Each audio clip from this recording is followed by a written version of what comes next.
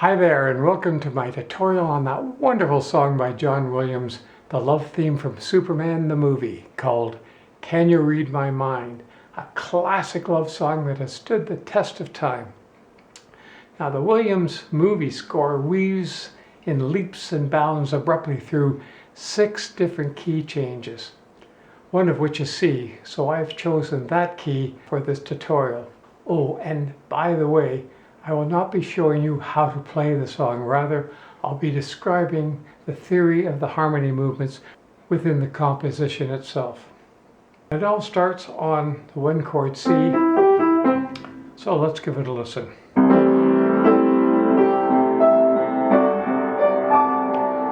Wow, what was that chord? Well, it shows up in Yoda's theme from Star Wars and also the movies of Jurassic Park and E.T. Since the 2 chord is minor and not major, this chord could be labeled as an alt 2, short form for alternative, or a 5 of 5, a process called tonicization, which I've discussed in other tutorials. Actually, if the truth be known, it is the C Lydian 2 chord borrowed from the Lydian mode. And really, it's only 1 note difference in the scale from C major. Can you tell me what note it would be? Yeah, obviously. So we just take that Lydian 2 and drop it into C major for our usage. Now normally, when D7 shows up in C major, for example, we would call it a 5 of 5. It's more likely that's exactly where it's going to go. If, however, that same chord appears in a 3rd inversion with a 7th in the bass, in this case C, then I would be referring to it as a Lydian 2. When that chord is heard in a 3rd inversion, well, it brightens up our major key with an open air feeling, which is great for flying scenes for people like Superman and E.T. By the way, I should point out the intro to the song. It only has 2 chords. See if you can figure out what they are. The only reason I bring this up is because it shows up at the very end again, so there's a continuity there. It goes something like this.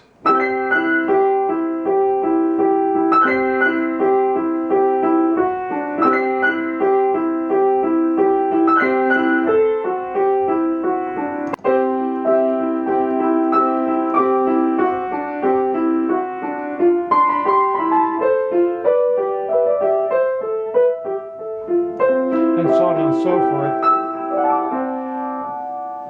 Now, did you figure out what those 2 chords were? Well, obviously C and D7.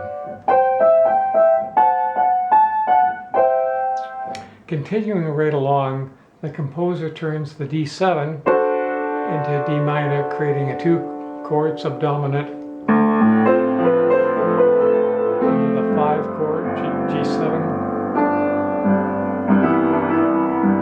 And Williams usually, instead of using a 5 chord, I'll just put the chord into a 2nd inversion. So you get the feeling of a 5, and then come to think of it though, if you listen closely to the movie version, when he actually enters the key of C, he does something a little differently, and I should show you that. He comes in on the 2 chord, then onto the 4 chord, 1st inversion with the 3rd at the bottom, alternative 4 chord minor, A flat at the bottom, melody the 6th, and into the 2nd inversion of the 1 chord. And then instead of using a dominant G7, he uses kind of a wonky chord, this one. Kind of interesting, if you reanalyze it, it would be called a G major 13-11. Well, there's my root, there's my major 7, there's making the A major 9, my 13 supported with the 11. So a G major 13-11. Now the next 6 bars are a repeat that go around again, past the turnaround, and then it heads off in a different direction.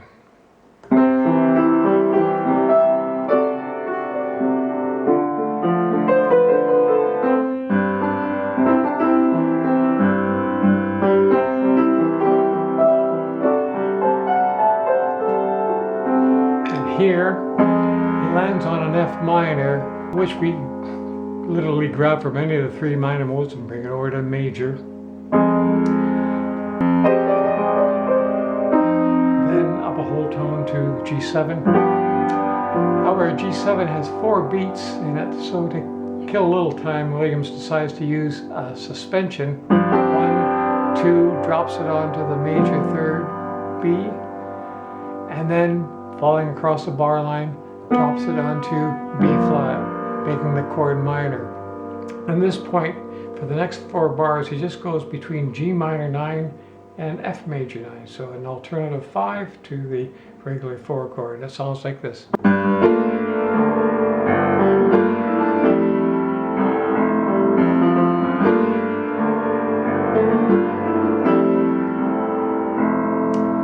Now he all of a sudden decides to go into C minor. Very briefly, but he takes advantage of the 7th chord and the 6th chord in C minor. He plays what we call an appoggiatura. It's a non-chordal tone on a strong beat. In this case, it's an augmented 4th, 1, 2, 3, 4 raised. So that would be called a 4-3 appoggiatura. He does that twice, and then he goes down and does the same thing on the 4-3 on the A flat chord. But it doesn't quite sound that way. What he actually does is use a 3-note appoggiatura, and it sounds something like this.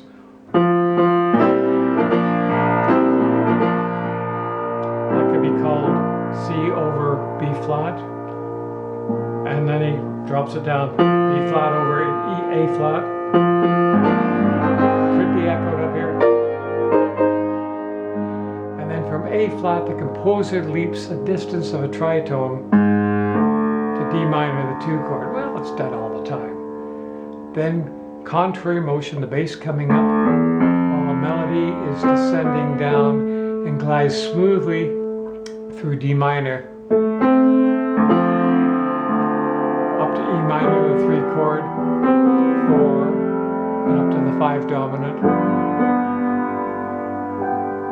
Now the last section is a repeat, which I will play in context at the end of the tutorial. So it goes around again.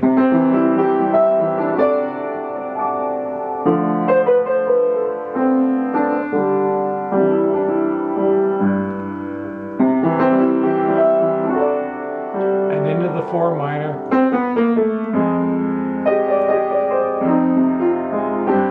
Suspension, and then through this again, G minor 9 to the F major 9.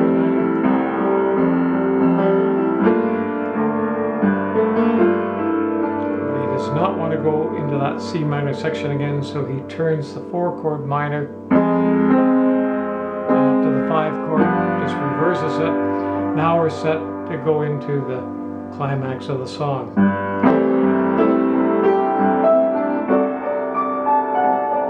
Instead of contrary motion going this way, he takes the whole thing up to the climax. Goes to a flat 2 chord of C, except uses it in a second inversion, drops to a 1 chord C, second inversion. The G is set up for the 5 chord. And then there's this little tag that he puts on the end. It just goes back and forth from a C to an F, C to an F, and back to a C. It's something like this. And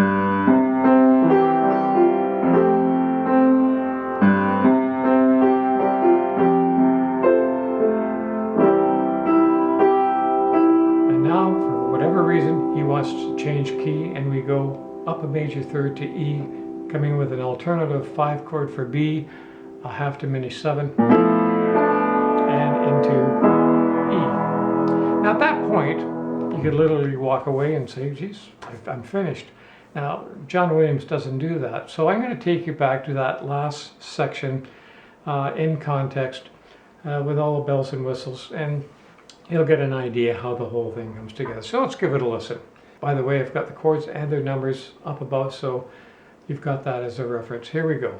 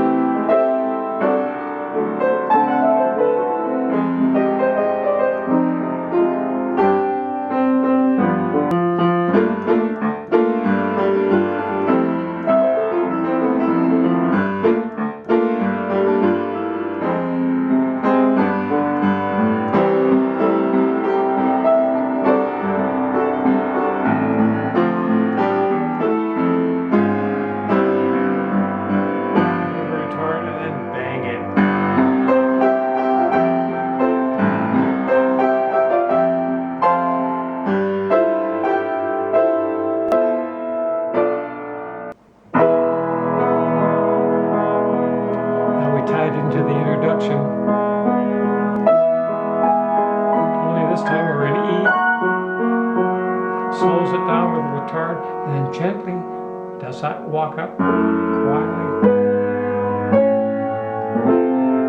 onto the 1/4 inversion. And then Williams just likes little tags.